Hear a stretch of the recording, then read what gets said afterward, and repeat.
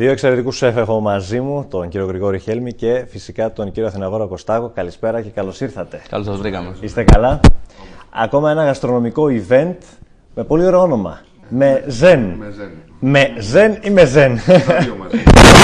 Το όνομα. Ακριβώς. Τι είναι αυτό, περί τίνος πρόκειται? Λοιπόν, είναι το μεζέν σαν τσιπουράδικο, θεωρώ ότι είναι πλέον γνωστό στην πόλη του Βόλου.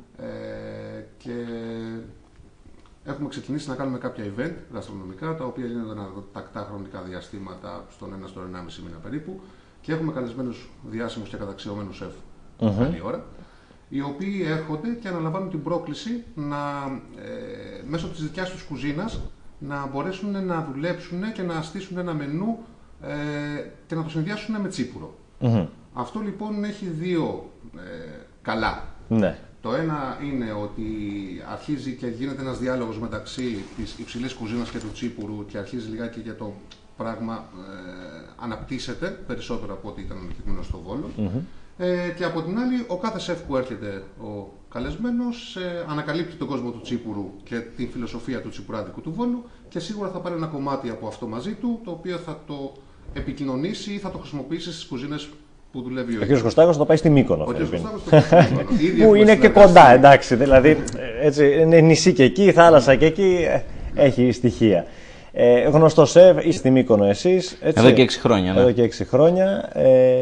Πώς θα τα συνδυάσετε αυτά? Το τσίπουρο έχετε έτσι εξοικείωση? Η φιλοσοφία της ελληνικής κουζίνας έχει να κάνει άμεσα με το τσίπουρο. Η Μύκονος είναι ένα νησί το οποίο αγαπάει πάρα πολύ το αλκοόλ, την καλή ζωή και φυσικά το καλό φαγητό.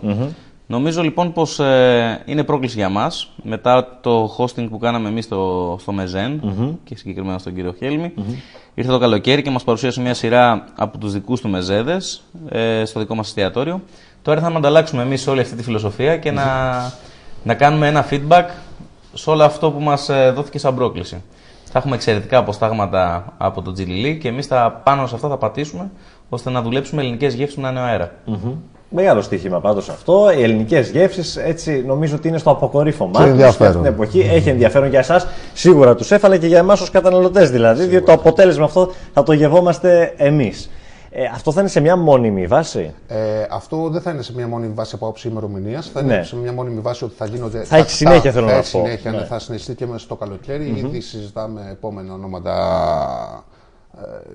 Yes, chef, δεν έχουμε καταλήξει ακόμα, γι' αυτό δεν κάνουμε ανακοινώσεις. Θα τα μάθετε όλα είτε από το Facebook, στην ώρα τους κανονικά. Και να προσθέσω ότι όλο αυτό, το κάθε event που γίνεται, τα έσοδα πηγαίνουν σε ένα φιλανθρωπικό ίδρυμα του Βόλου κάθε φορά.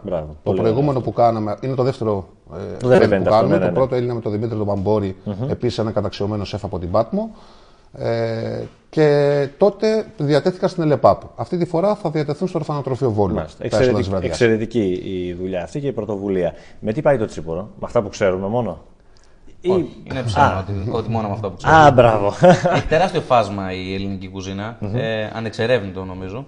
Η δουλειά των συναδέλφων μου και η δική μου, σαν νεότερη γενιά, είναι να αναδείξουμε την ελληνική κουζίνα και να πιάσουμε τις ατυχείς συγκυρίες που την πετάξανε στη γωνία, να τις αναδιαμορφώσουμε, να τη ραφινάρουμε και να μην έχει να κάνει σε τίποτα λιγότερο από τις κουζίνες που βλέπουμε του εξωτερικού και είναι βραβευμένες με 1 αστέρι, 2 αστέρια Μισελέν. Νομίζω πως τα υλικά που έχουμε στην Ελλάδα είναι μοναδικά. Εγώ ταξιδεύοντας ανά τον κόσμο και μαγειρεύοντας ανά τον κόσμο, ανακάλυψα πως η μοναδικότητά μας είναι σπάνια. Αυτό θα κάνουμε λοιπόν. Θα πιάσουμε αύριο τα γεμιστά έτσι όπως τα ξέρουμε και θα τα διαμορφώσουμε. Θα πιάσουμε ένα λαχανοτολμά και θα τον κάνουμε αλλιώς. Αντί να το γεμίσουμε, θα τον αδειάσουμε. Θα πιάσουμε το χαλβά και θα τον παρουσιάσουμε διαφορετικά. Πρόκληση. Και γενικότερα θα δούμε μια ελληνική κουζίνα, θα έλεγα εγώ, στα καλύτερά της. Και διαφορετική από ό,τι την ξέρουμε. Φρέσκια και όμορφη. Φρέσκια και όμορφη. Που είναι ούτως ή άλλως και πολύ φρέσκια και πολύ όμορφη. Εμείς το στοίχημα το κερδίσαμε 3 χρόνια πριν. Όταν το Bill & Co άνοιξε τις πόρτες του μετά από μια μελέτη 3 ετών πάνω στην ελληνική κουζίνα. Ο κόσμος μπήκε, το jet set της Μυκόνου ήρθε και δοκίμασε την ελληνική κουζίνα. Το κατέταξε ψηλά, βραβευτήκαμε, μπήκαμε στα καλύτερα εστιατόρια του κλαμπ. Και τώρα έρχονται πελάτες μόνο και μόνο γιατί νόμιζαν πως η ελληνική κουζίνα είναι αλλιώς. Την είδαν όμορφη και ραφιναρισμένη και έρχονται και επισκέπτονται συνέχεια τον Bill & Co μόνο για αυτόν τον λόγο. Να δούνε μια φρέσκια ελληνική κουζίνα Να ένα πολύ ωραίο προϊόν που μπορεί να εξάγει αυτή η χώρα, έτσι, πέρα από τον τουρισμό, τον απλό τουρισμό για τα ωραία που βλέπει κανείς, στη Μύκονο ή αλλού ή στο Βόλο ή οπουδήποτε, είναι και το φαγητό. Είναι προορισμός. Και είναι κυρίαρχο το φαγητό. Προορισμός. Εμείς στις διακοπές μας, νομίζω, όλος ο κόσμος έχει να επιλέξει μεταξύ ενός ωραίου προορισμού, που θα έχει και καλό καιρό, ενός ωραίου ύπνου και φυσικά μιας γαστρονομίας. Ναι. Πολλές ώρες παταλάμε σε ένα τραπέζι. Βεβαίως. Απολαμβάνοντας πράγματα. Και η Ελλάδα πια έχει βεβαίως να δείξει. Έχουν μπει ήδη βάσεις, τουλάχιστον από την δικιά μας την πιάτσα, για να το αναφέρω, οι οποίοι ασχολούμαστε με την ελληνική κουζίνα και με τη διάδοσή της και με την εξέλιξή της. Υπάρχει η μαλλιά από πίσω και να είστε σίγουροι ότι σε μερικά χρόνια αυτό το προϊόν θα βγει πάρα πολύ δυνατό. Μακάρι, πολύ το θέλουμε. Και έτσι πρέπει. Σας ευχαριστώ θερμά. Καλή επιτυχία. Να είστε καλά, στο επανειδήν. Καρναβάλι σημαίνει Τύρναβος. Πάμε να δούμε το σχετικό ρεπορτάζ που έχουμε ετοιμάσει και επιστρέφουμε σε λίγο. Για το γάλα θα μιλήσουμε και το πώς μπορεί να σας κάνει όμορφη. Στις κύριες αναφέρομαι, έτσι από το γαστρονομικό.